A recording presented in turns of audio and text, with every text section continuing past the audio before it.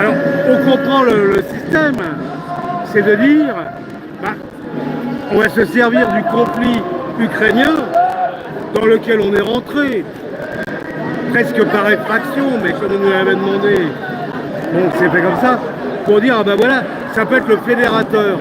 Oui, mais personne, de toute façon, c'est une dinguerie ce truc. À part trouver un prétexte pour voler l'argent, essentiellement aux Allemands et aux Français, parce que les autres, bon, ils ne peuvent pas payer, hein. L'Estonie ou je sais pas quoi, bon, je vois pas ce que ça peut faire. Et puis, bon, c'est un non-sens absolu. Là. Ouais, le but c'est de se faire un petit billet au passage, quoi. À part ça, si tu veux mettre même l'armée française au niveau où elle est, tu la mets à niveau, mais au niveau où elle est pour faire ce qu'elle fait. Elle fait pas grand-chose. Ah ben ça coûterait déjà du fric. Bon, et c'est ça qu'il faut voir. C'est le matériel, évidemment. On sait très bien que ce serait du matériel américain. Bon, alors, si l'Union européenne, bah, qu'il le fasse, on saura de toute façon que ces gens-là sont payés par qui? Non, pas par les États-Unis, c'est nous qui payons. Alors les petits billets, oui, c'est des commissions de Boeing, de Raytheon, de Lockheed Martin. Voilà, c'est ça, en disant, bah tiens, les lobbies qui sont là, et les sous-tables. Mais c'est lamentable ce truc. Il faudrait peut-être que tous ces braves Européens qui n'ont rien compris, qui remettent les pendules à l'heure. Moi je les trouve mais carrément nuisibles. Ça fait des années que c'est comme ça. Jamais on peut s'être laissé, comment dirais-je, séduire. Le problème des Européens, c'est des gens qui vivent dans le passé. Ils n'ont pas compris, même quand il a fallu signer les accords de Maastricht, que le monde avait déjà changé. Ils étaient encore en 39, ces gens-là. Et maintenant, ils se croient, je sais pas, en 89. C'est n'importe quoi. Et là, ça me semble vraiment de salubrité publique de dire que non. De toute façon, cette histoire ukrainienne, on voit bien comment ça se termine. Bon, maintenant, il y a la suite du feuilleton. Ça, on a quoi? On est en 2025. On a 3 ans de feuilleton.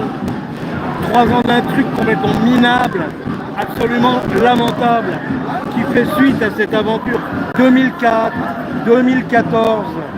Bon, la Biélorussie, ça n'a pas marché. Bon, faut peut-être arrêter.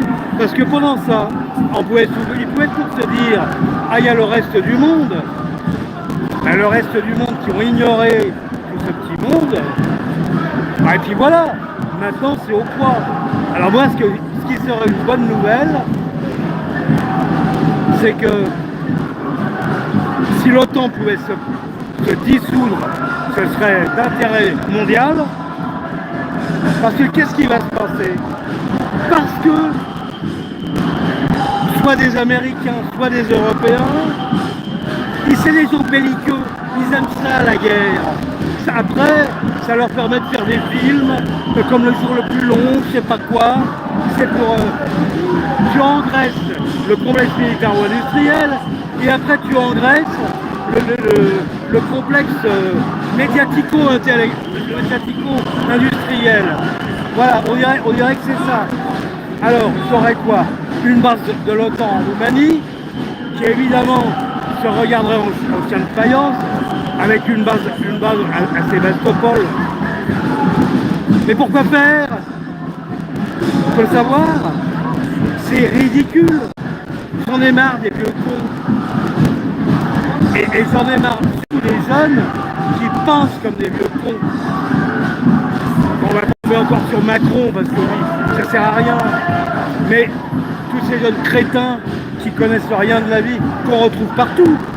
Hein, pas seulement dans les gouvernements, à l'Assemblée nationale, ou au Bundestag, ou où tu voudras, ou au Parlement bruxellois, ici ou ça, non.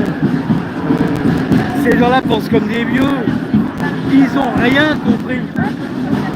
Ah bah oui, mais la rente des gens foutres, c'est pas éternel. Faudrait peut-être qu'ils s'en aperçoivent, là, qui retournent à la fac. Voilà, au moins, qu'ils essaient qu'ils commencent à se recycler.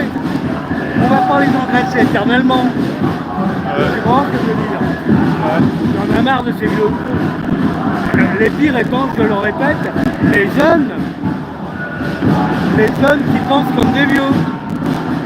Parce qu'en fait, ils ont reçu tout rôti dans le bec. Alors qu'est-ce qui était rôti? Attention, c'est pas forcément très bon. C'est peut-être du McDo qu'ils ont reçu dans le bec. Bah oui, mais du McDo, je sais pas quoi. C'est pas terrible ça. C'est lamentable. C'est minable. C'est la honte. Voilà.